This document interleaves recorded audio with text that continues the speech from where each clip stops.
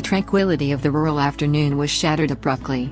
Ms. Hoa, preoccupied with her phone call, her mind bustling with plans for her day, suddenly found herself enveloped in a nightmare. Two figures, moving with chilling swiftness, descended upon her. "Okay, hurry up. What is this lady doing? Why is it taking so long?" One of them barked, his voice coarse and impatient. "Hurry up, I have to do other work, give me the bag." Before Ms. Hoa could fully register the threat, strong hands were on her, pulling violently at her bag. "What are you guys doing? Let me go, let me go," she cried out, her voice a desperate plea. Her heart pounded against her ribs, a frantic drumbeat of terror. This was the dark underbelly of a society undergoing rapid change, where economic pressures could push individuals to commit desperate acts, and where the vulnerable, especially in isolated areas, became easy targets. Ms. Hoa struggled, her small frame no match for the assailant's brute force. "Is there anyone? Is there anyone not helping me? Is there anyone not helping me? Stop! Is there anyone not helping me? Stop! Save me! Stop! AAA!" Her screams echoed through the deserted road, piercing the stillness of the afternoon. The desperation in her voice was raw, a primal fear of losing not just her possessions but also her sense of safety and dignity. The robbers, heedless of her cries, continued their assault. "Let Ra save me! Let Ra, what are you guys doing? Let Ra save me! What are you guys doing? What are you guys doing? Stop right now! Give me back the money! Hurry up, the police are here now! Give it back! I'll pay my money! Give me back!" It was at this moment, an act of sheer civic courage, that Tieu Nu, who had just been making her way home after selling her persimmons and bamboo shoots, witnessed the unfolding horror. Her heart seized with alarm. Without hesitation, driven by an innate sense of justice and compassion, she sprinted towards the scene. "Miss, are you okay? Miss, are you okay?" Tieu Nu called out, her voice clear and firm, cutting through the chaos. Her sudden presence, a lone figure rushing towards the danger, momentarily startled the robbers. Seeing their opportunity waning and perhaps fearing an approaching vehicle, they made a hasty retreat, disappearing as quickly as they had appeared. Ms. Hoa, disoriented and shaking, stumbled. "Miss, please help me, they took all my money, please help me," she sobbed, clutching at Tieu Nu, her body trembling uncontrollably. Tieu Nu, despite the adrenaline still coursing through her veins, responded with calm resolve, her empathy overriding her own fear. "Take it easy, calm down, what happened? Take it easy, they took all my money. Sister, please help me. Is anyone okay? Can anyone help me? Is anyone okay? Can anyone help me?" Ms. Hoa's words tumbled out, disjointed and filled with anguish. The loss of her money was not just a financial blow but a profound violation of her sense of security. Tieu Nu gently guided her to sit by the roadside, offering words of comfort. "Take it easy, I'm not crying anymore.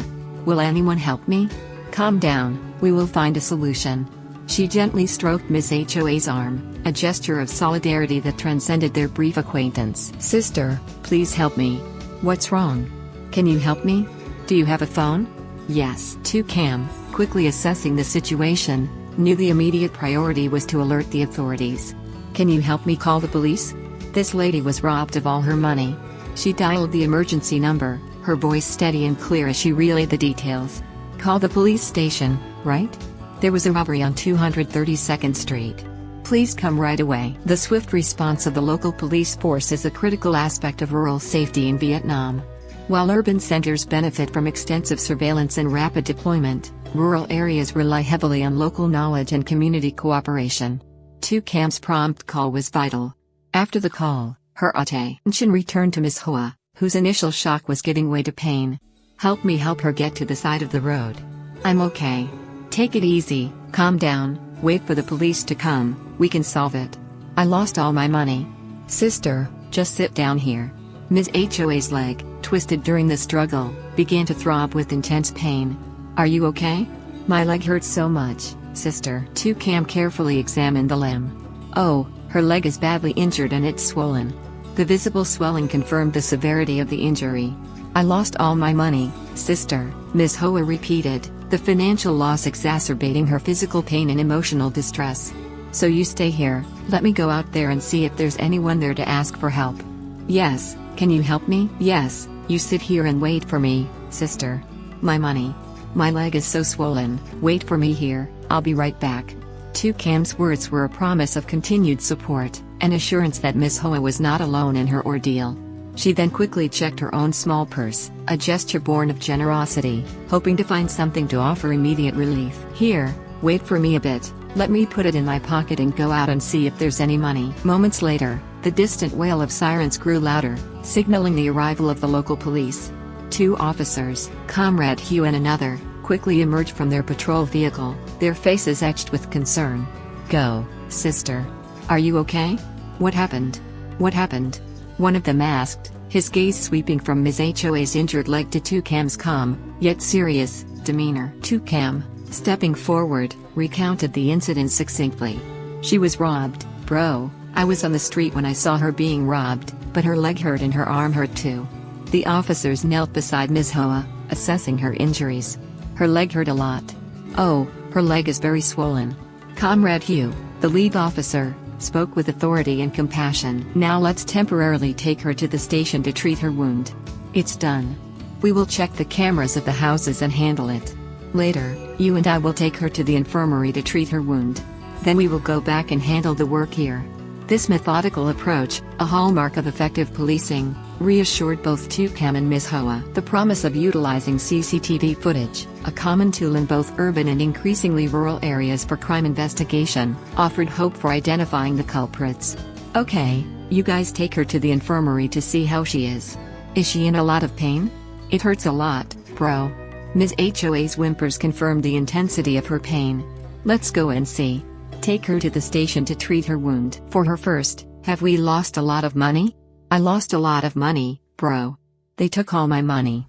You guys help me. Just calm down and they will help you handle this." Comrade Hugh's words were meant to soothe, to assure Ms. Hoa that the system was in motion to assist her. "Now, Comrade Hugh, just take her to the station. Then let me take care of it." The other officer nodded, taking charge of Ms. Hoa's immediate care. "Thank you very much." Tieu Cam, seeing the situation was now in capable hands, prepared to leave. "It's okay, I'm on my way back from harvesting, bro. Now I'll go home first. Let me go investigate this and see how it is." "Yes, you just go take care of your work and see how she is. I'm going home now." "Yes, be careful, miss." With a final glance at the injured woman, Tieu Cam turned towards home, her mind still reeling from the sudden violence that had disrupted the peaceful afternoon. The journey home was quiet, a stark contrast to the dramatic events of moments before. Tieu Cam clutched her basket of persimmons, the simple act of harvesting now overshadowed by the raw encounter with human greed and desperation.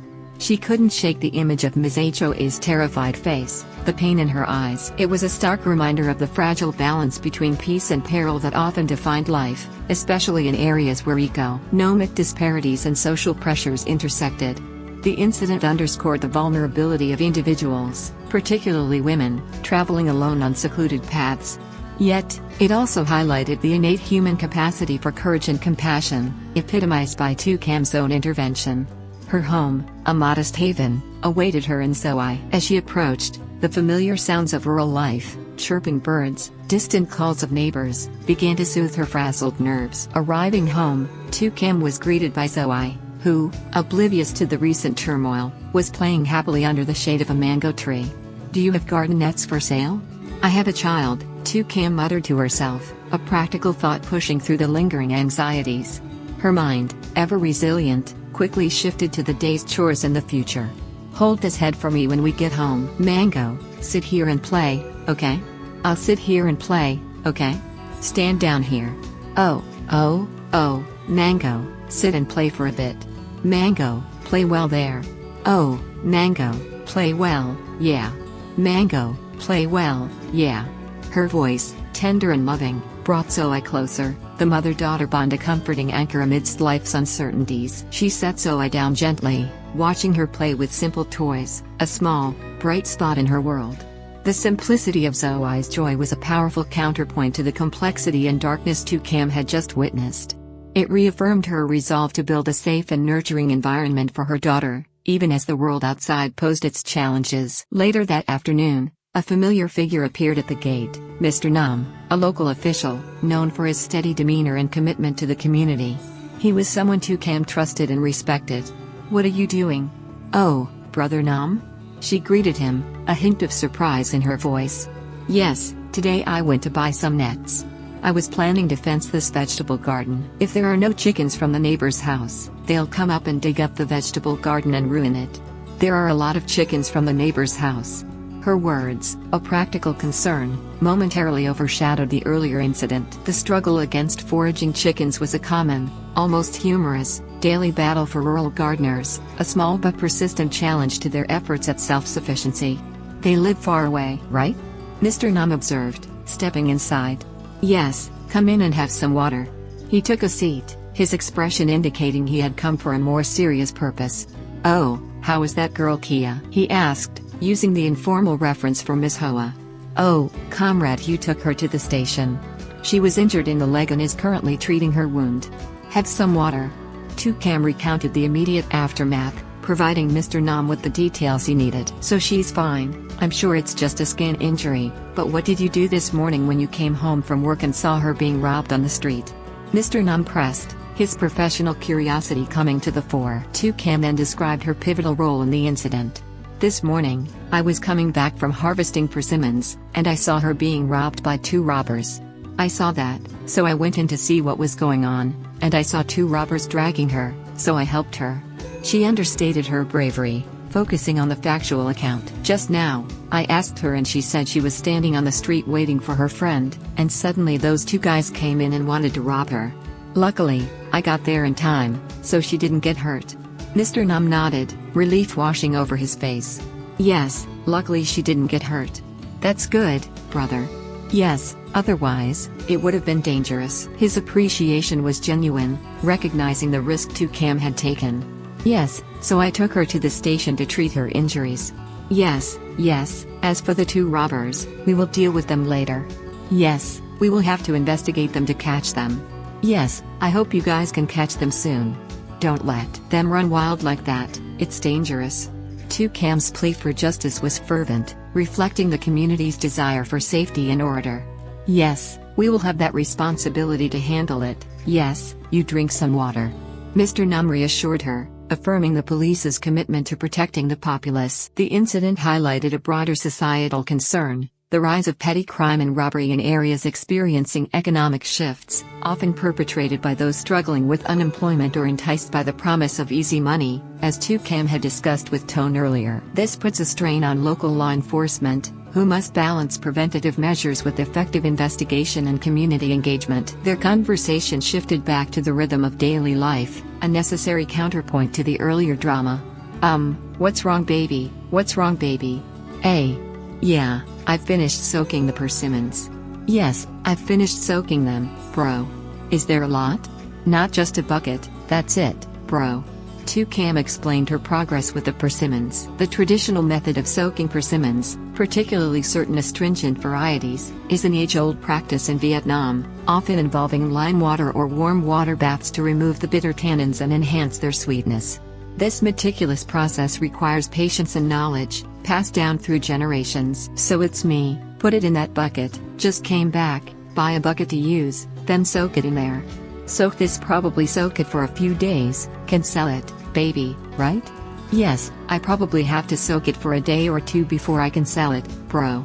Her plans for selling the soaked persimmons underscored her entrepreneurial spirit, her constant search for small income streams to support her family. I just came back and bought some nets to dig the garden, but there are no chickens in the neighbor's house.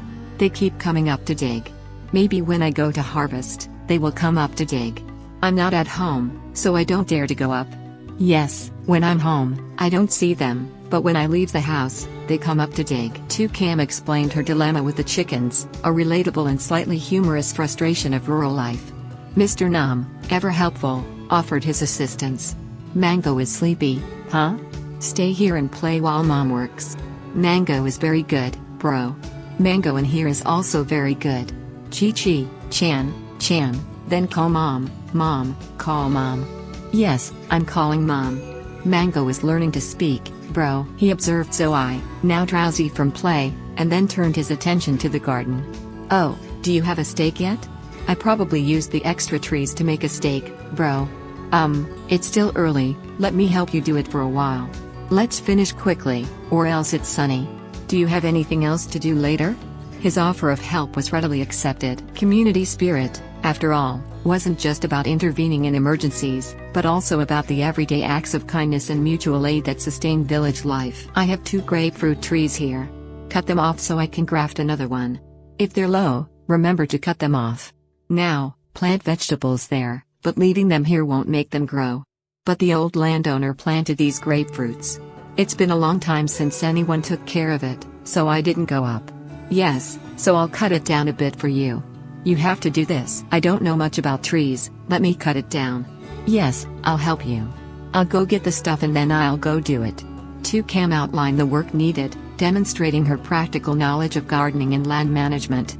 The decision to cut down old grapefruit trees to make way for new plantings or different vegetables reflects adaptive farming practices. Grafting, a common horticultural technique in Vietnam, allows farmers to cultivate improved varieties or adapt existing trees to new purposes, maximizing yield and quality.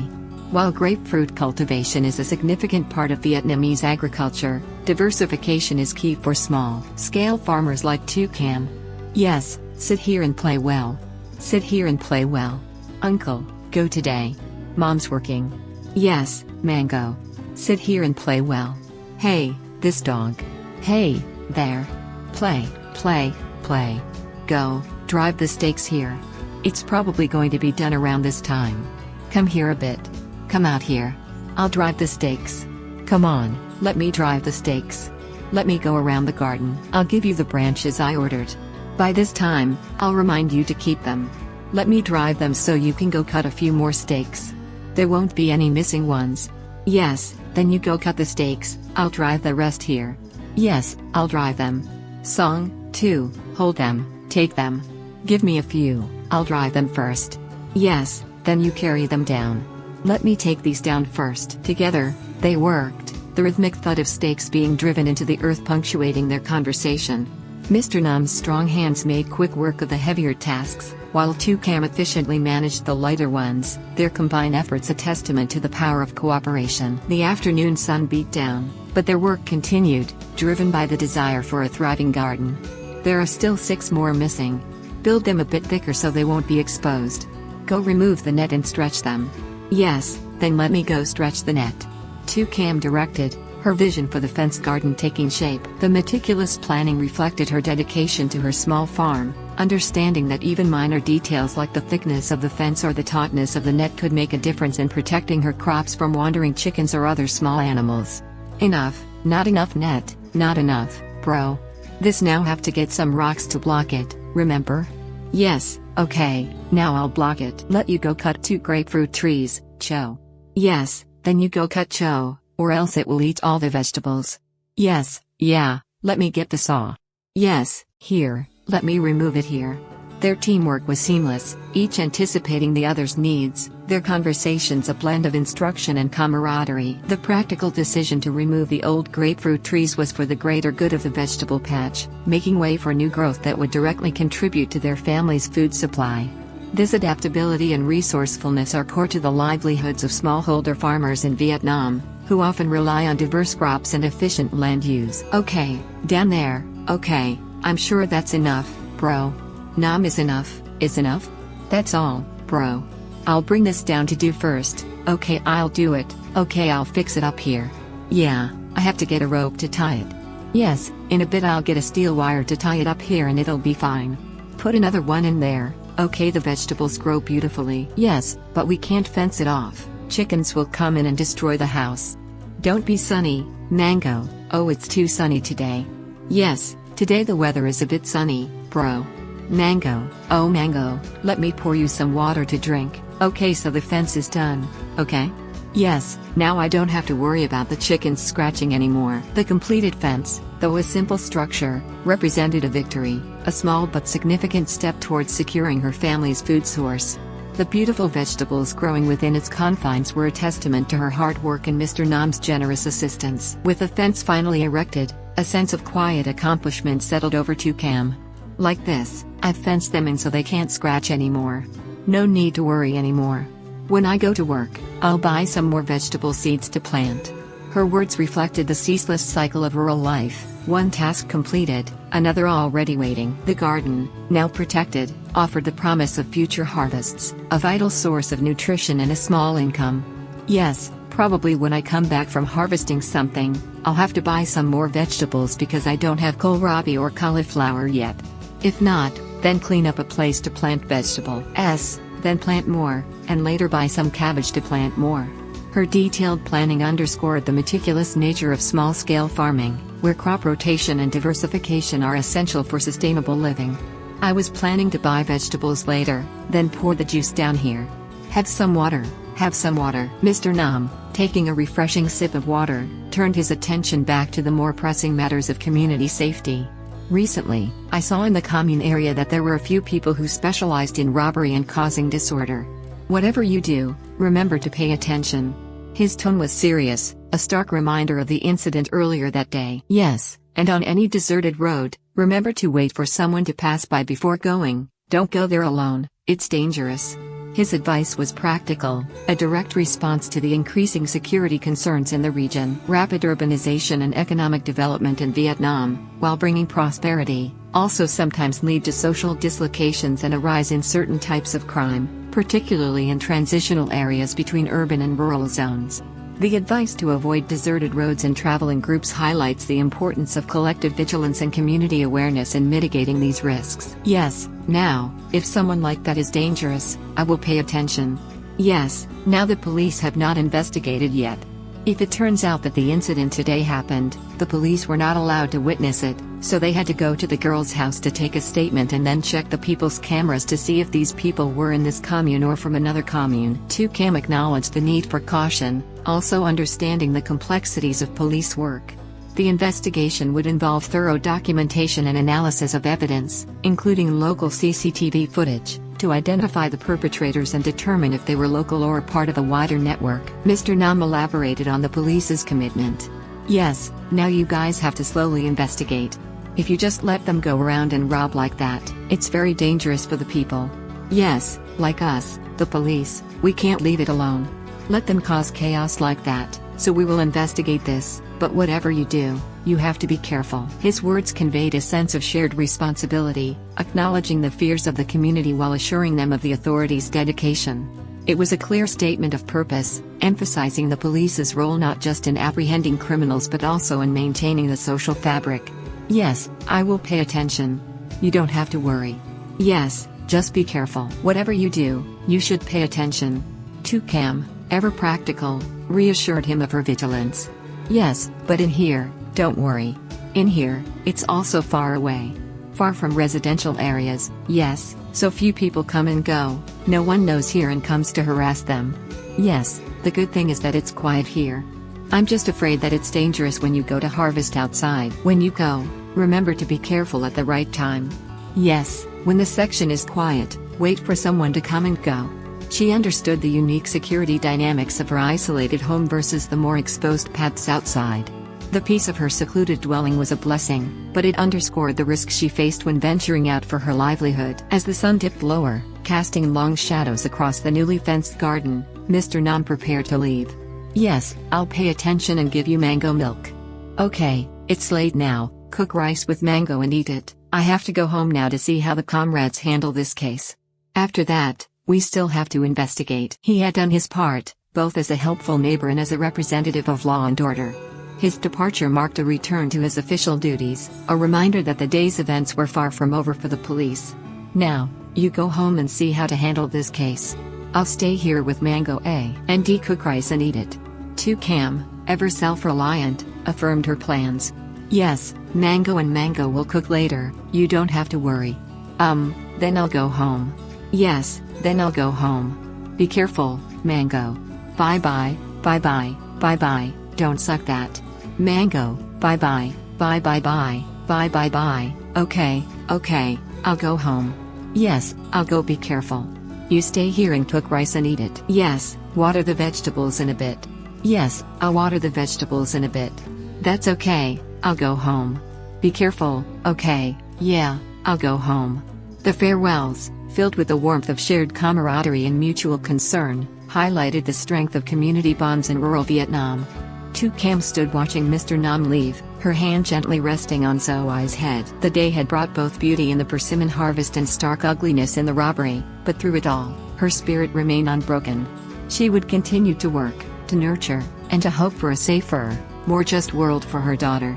The garden, now securely fenced, was a symbol of her enduring resilience, a tangible promise of sustenance and peace amidst the world's unpredictable currents. The sun, a gentle painter, began its work across the Vietnamese countryside, casting golden hues over the verdant landscape. Tieu Nu, a single mother whose spirit mirrored the resilient bamboo, gently held her little daughter, Zoe, in her arms. "Hello to all my dear friends," she whispered, her voice a soft melody, a silent wish for peace and happiness reaching out beyond the familiar fields. "Greetings from Vietnam to your beautiful country. Thank you for always loving, following, and accompanying Tieu Nu and little Zoe."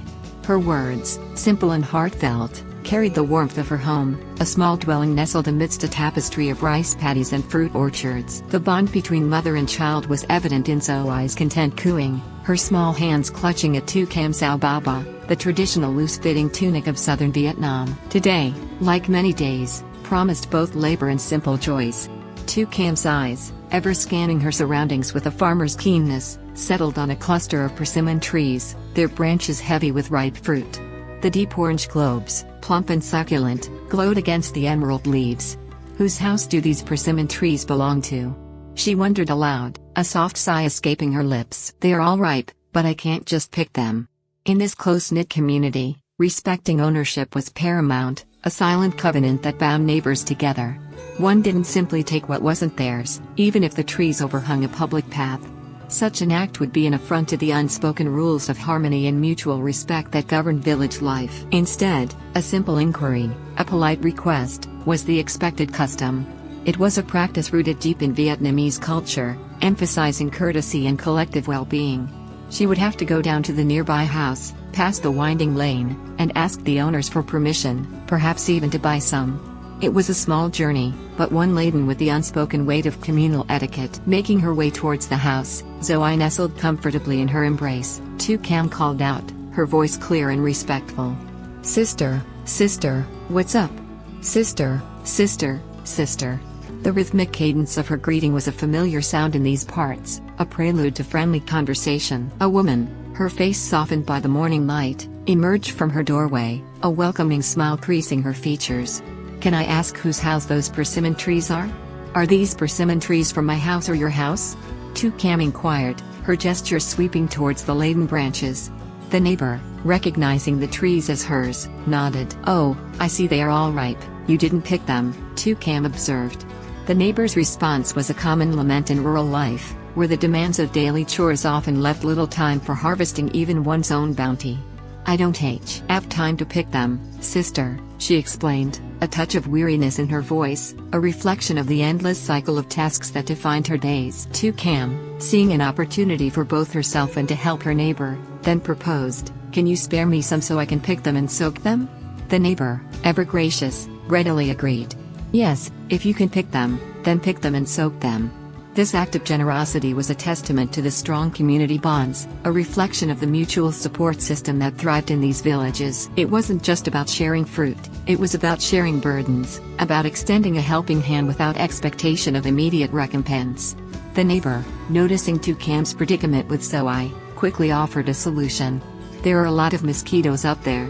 Can I take the baby with me?" she asked, then, seeing Tieu Nu's hesitation about leaving Zoe alone, added, "But I don't have a place to leave the baby, sis, so let me look after it. For a while, you go pick it." A wave of gratitude washed over Tieu Nu. It was a selfless offer, understanding the challenges of a single mother trying to manage work and childcare simultaneously. "Yes, can you hold the baby for me for a while?" Tieu Nu asked, a note of relief in her voice. Yes, thank you." She carefully handed Zoe over, the child's bright eyes already captivated by the new face. "The baby is here, play with the teacher, be good, mom, go pick persimmons," Tieu Nu gently instructed Zoe, a quick kiss on her forehead before turning to the trees. "I'll go pick them now." Today, Tieu Nu embarked on a quest for a particular treasure, the sharp-tailed persimmon, known locally as Hongtrunglon for its distinctive shape.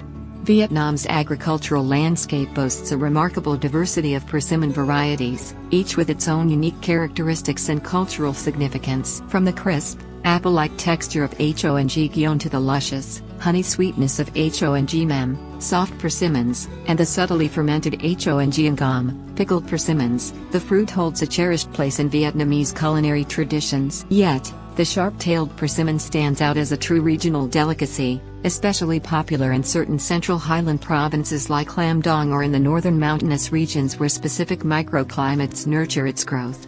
Its oval shape, tapering gracefully to a pointed tail, and its deep, inviting orange hue when perfectly ripe, make it instantly recognizable. When nature has run its course, these persimmons transform into a rich, sweet indulgence, their flesh becoming soft, almost custard-like, and wonderfully juicy.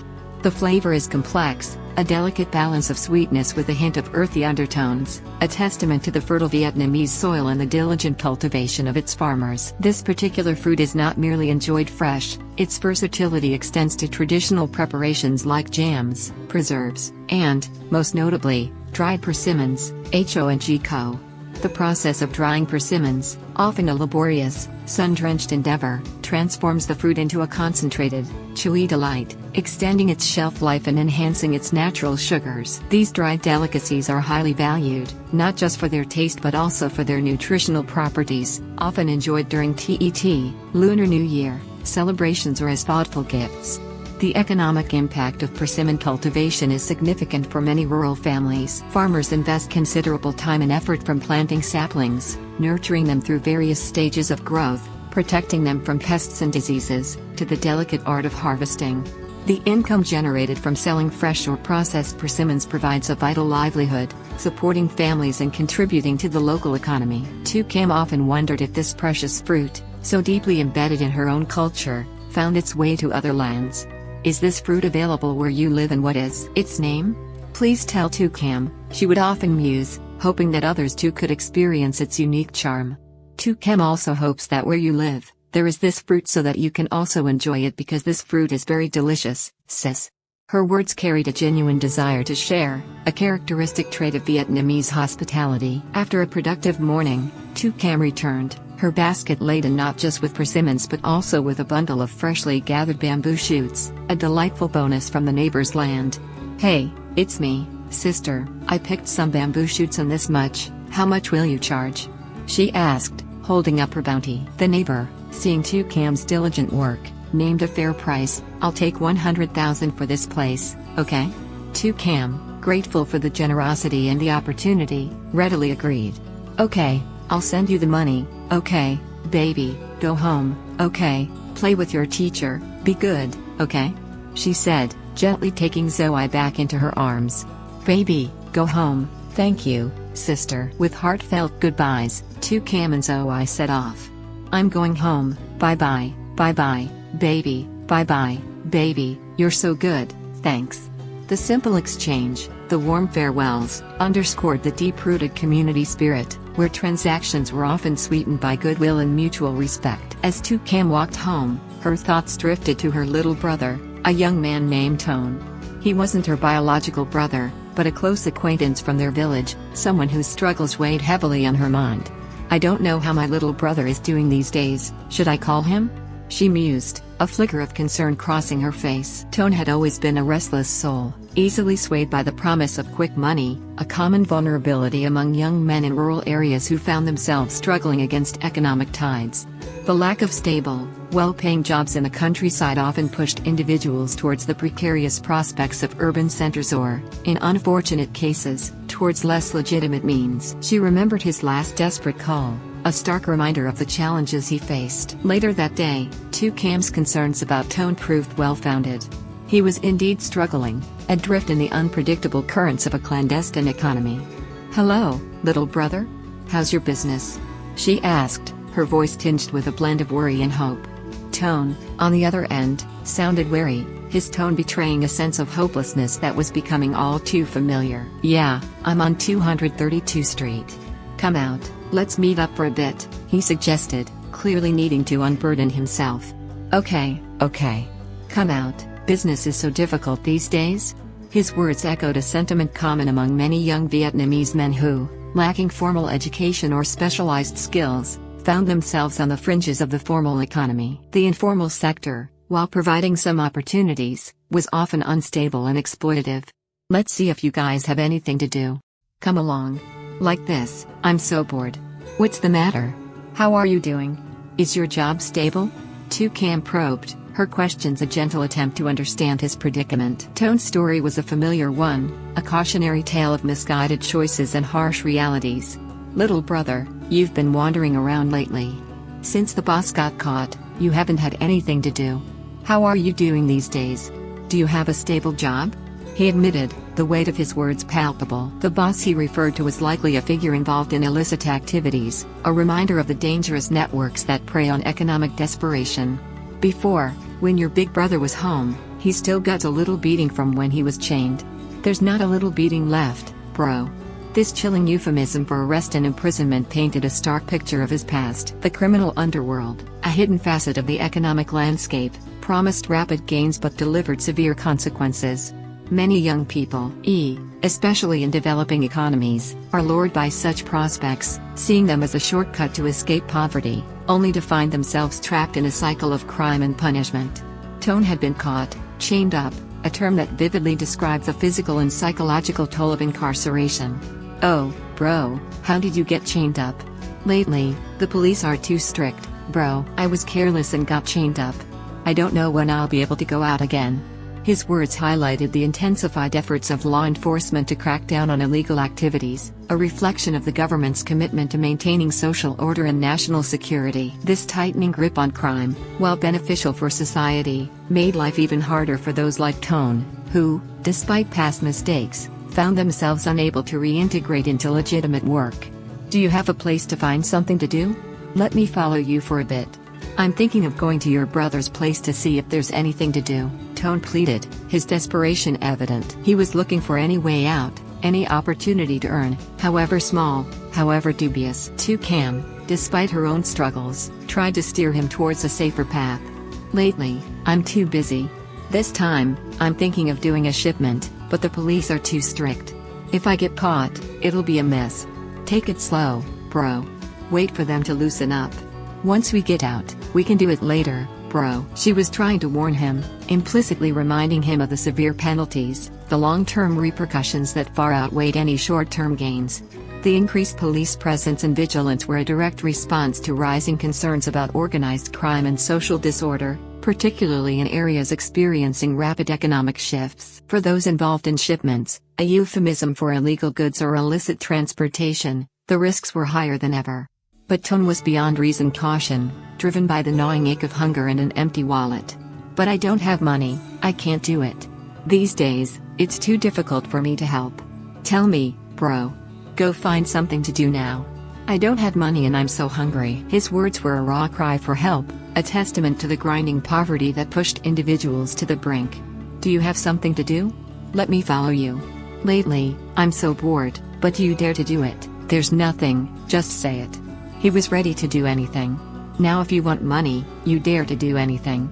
Doing honest business like this will take a long time to get rich, my dear. So now what do you do? Just tell me. I can do anything as long as I have money. The conversation ended on a grim note, painting a vivid picture of the moral compromises forced upon those with no other options, a direct consequence of economic marginalization. Meanwhile, a starkly different scene unfolded, one that would soon tragically intersect with Toucan's world. Mr. Ben, a man whose ambition often outstripped his ethics, stood in a sprawling grapefruit orchard. He spoke into his phone, his voice a calculated blend of authority and persuasion, negotiating a deal. Now let's go find food. Do you dare to go? He mused, though his food was clearly metaphorical, referring to profits. Okay, it's raining a lot this year, so the grapefruits aren't very beautiful. He was referring to the pomelos, a prized Vietnamese fruit, known globally for its refreshing taste and large size. Vietnam is a significant exporter of pomelos, especially to markets in East Asia and increasingly to Europe. The quality of the harvest, heavily dependent on weather patterns, directly impacts its market value. Now we have to call the landlord to ask how to get this garden, then it will probably be enough to export abroad. Mr. Bin's plans were clearly large-scale, aiming for international markets. The global demand for exotic fruits from Southeast Asia has created lucrative opportunities, but also attracted unscrupulous players. We have to go down to Kia to get the phone and call the landlord to deposit money. Hello, sister. Yes, I'm here. I'm in your grapefruit garden. I've decided to buy your grapefruit garden. Can you go to the grapefruit garden so I can deposit money and then tomorrow I'll let everyone come pick grapefruits? His conversation revealed an aggressive approach to business, prioritizing acquisition and speed. Yes, then sister Ra always yes. Next trip we have to expand the raw market to export to more countries. He articulated a vision of expanding his export empire, a testament to the booming agricultural export sector in Vietnam, which, while beneficial, also faces challenges from quality control to logistical hurdles and market access. As Mr. Bin concluded his call, his eyes, sharp and predatory, scanned his surroundings. He noticed a woman, Ms. Hoa, talking animatedly on her phone, seemingly preoccupied. She clutched a bag tightly, a common habit for women carrying valuables in public. My brother saw that whoever Kia doesn't seem to have money. So now what are you planning to do here? Mr. Bin muttered under his breath, a chilling shift in his demeanor. It was unclear if Kia referred to the woman he was observing or someone else, but his tone implied a predatory assessment. The isolated location of the orchard, away from the bustling main roads, presented an opportunity. This place also seems deserted. Let's make it so I can park the car first, bro. Let's go by car. His accomplice, a shadowy figure, nodded in agreement. The legitimate facade of agricultural trade was quickly dissolving, revealing the darker intentions beneath. The stage was set for a crime, a stark contrast to Tieu Nu's honest labor, illustrating the duality of economic pursuits in this vibrant yet complex nation.